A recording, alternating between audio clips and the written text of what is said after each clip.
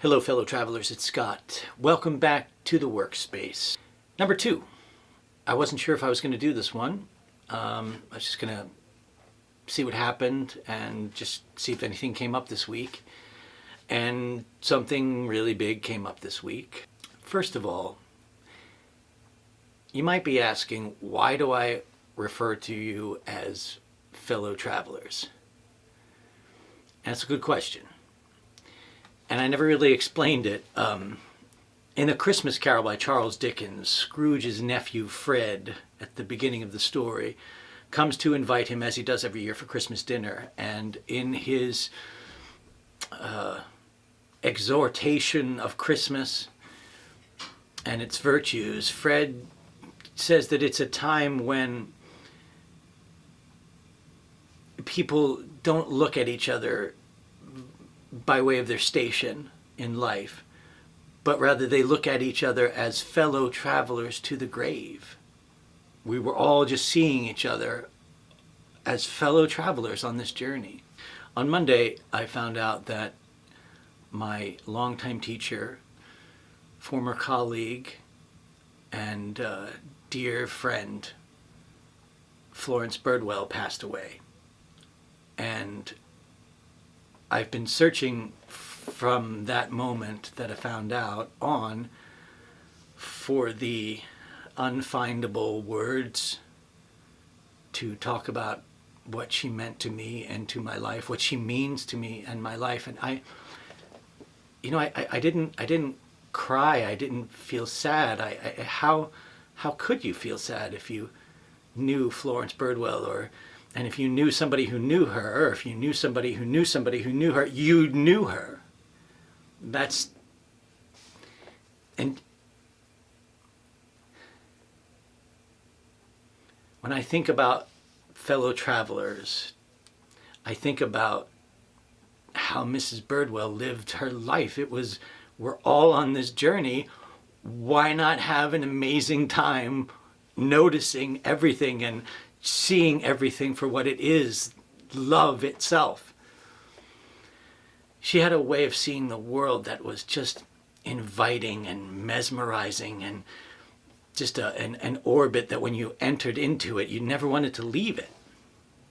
And you felt like you never would. She didn't become my teacher until after graduate school. It's a long story. I have some words about it that I'll be giving in tomorrow's Sunday essay that'll be out on my blog. But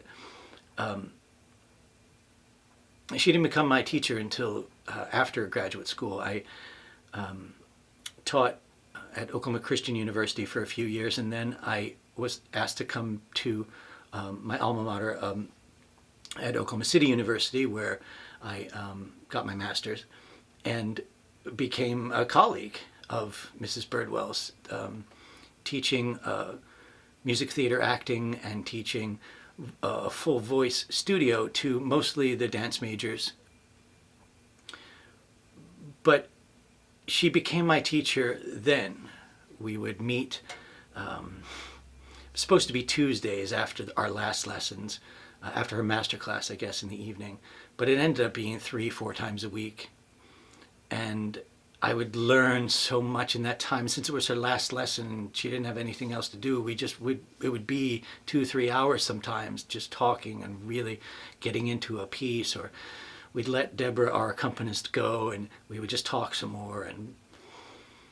And she really taught me so much. She was a great technician, to be sure, without question. But there was something that, and it is that something that you can't name, isn't it? It's that something that you can't put words to, that she tried so desperately to bring out in everyone, all of her students, but just everyone she met, honestly. The experiences that I had taking her in as a teacher and as a student, and then turning it around the next day and teaching my own students with this sort of brand new, sort of fresh feeling wisdom that I could give to them. I had to articulate somehow what she had given me just the day before. And it was that process that made me a better teacher, made me a better performer, made me a better person.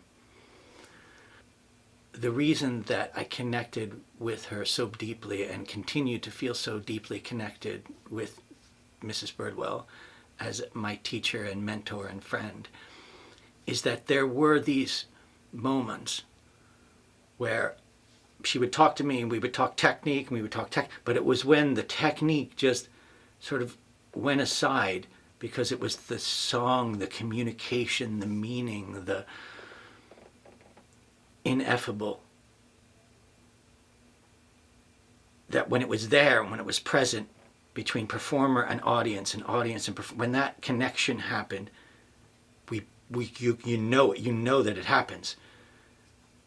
It happened a few times, not many, where I would sing a song and she would say, yeah, yes. And I would feel, yes, that was it, that, yes, okay. And I would get it. And she said, okay, that's it for the day, go home. I did a master's recital, but then after I became a teacher at OCU and started studying with Miss Birdwell, we prepared for a couple of years for a faculty recital, which was really, in my mind, the de facto graduate recital that it took me until then to be able to do. And we worked and worked on that for over a year. Every piece meticulously labored over. And there was a song that I did in the second act by John Bucchino that when I got to the end of it, I heard this audible from the first row, right there in the theater, the first row, I heard it, yeah. And I had felt that, I was feeling that this was happening, and when it was done and the piano stopped and the motion, just everything stopped, there was this feeling, and then I heard the yeah, and I knew it was Mrs. Birdwell. And it was more than just I made her proud. It's that, sure, but she got it. She felt it in that moment, and she was expressing that she got it, and I felt it, that she got it, and that's happened a few times. And I've taken that with me all through the rest of my career. And some nights are better than others for sure, and especially when you're doing the same show for a long period of time, some nights are much better than others, and some you just think, wow, I'm just a big fat fraud. But every once in a while, there's a moment that happens, and it feels like you're having the moment, and you're also observing that you're having the moment. It's hard to explain, but in those moments, that's where that magic is. And she taught me about that. She at least helped me see it in a way that I hadn't seen it before. But the reason that I'm not so sad about her passing is that I didn't fully get it even when we studied together. And that's been, we moved back up here in 2001, so I hadn't studied with her officially since then, but visited her there and would have a lesson when I'd go back to visit family, and would meet her whenever she'd come to New York and so forth. But every once in a while, I'll be in a moment and I'll recognize that I'm in the moment, and everything seems effortless. And I'll think, yeah. I'll just hear her in my mind, yeah.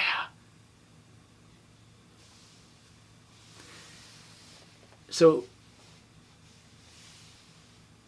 this week I did something that I do often when I'm mixed up with a lot of emotion that's complicated, like this week was for me.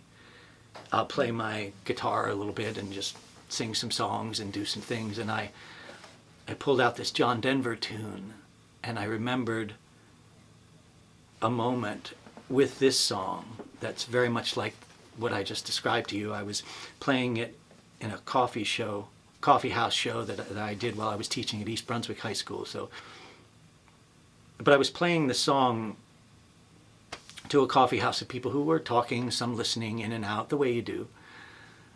And I just remember starting to play this song and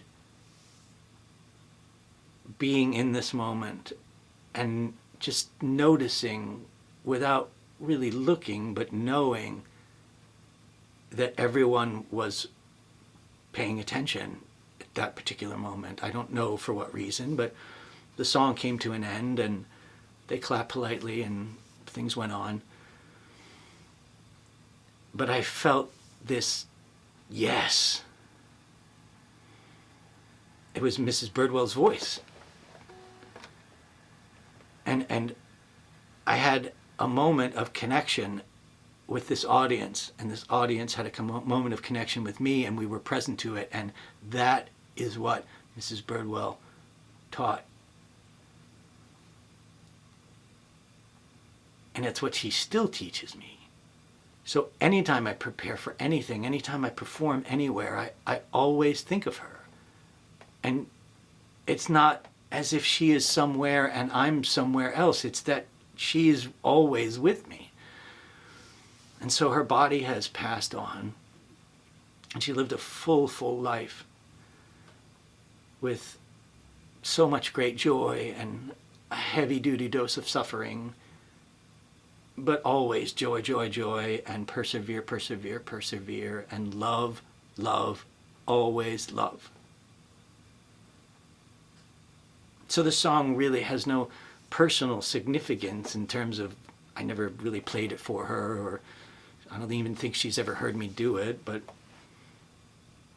I just felt like I wanted to play it tonight, and I hope that you enjoy. This is sort of in memory of Florence Birdwell, and in celebration that she's never going anywhere. She's always right where she's always been. Right at the source of where you are in your deepest heart of hearts. That's where she has always been from and has always resided.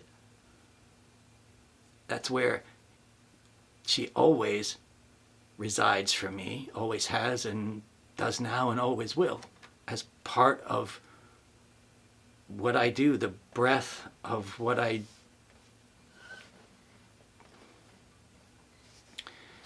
Here's Leaving on a Jet Plane by John Denver.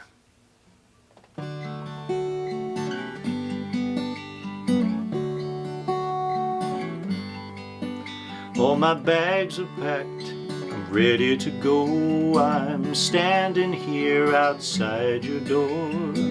I hate to wake you up to say goodbye, but the dawn is breaking, it's early morn. The taxi's waiting, he's blowing his horn. Already I'm so lonesome I could cry. So kiss me and smile for me. Tell me that you'll wait for me. Hold me like you'll never let me go. I'm leaving on a jet plane. I don't know when I'll be back again. Oh babe, I hate to go. There's so many times I've let you down, so many times I've played around. I tell you now that they don't mean a thing. Every place I go, I think of you. Every song I sing for you. When I come back, I'll wear your wedding ring. So kiss me and smile for me. Tell me that you'll wait for me. Hold me like you'll never let me go. I'm leaving on a jet plane. I don't know when I'll be back again. Oh babe, I hate to go.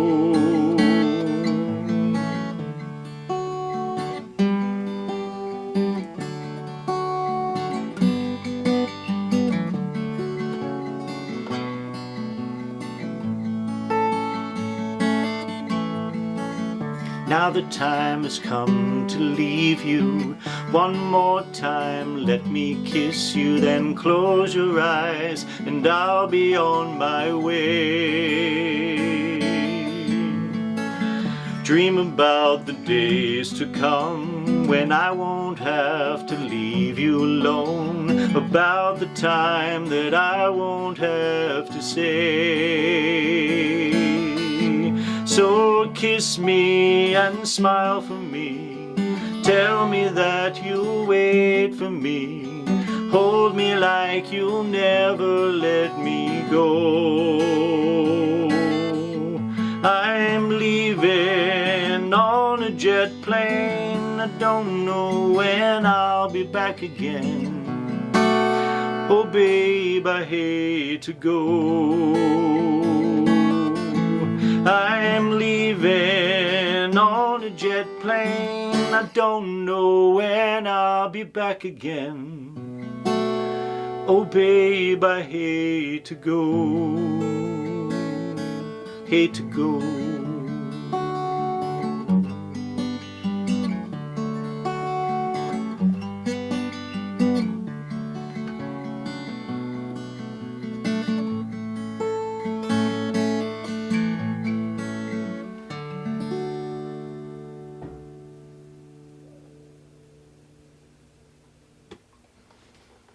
We'll see you soon.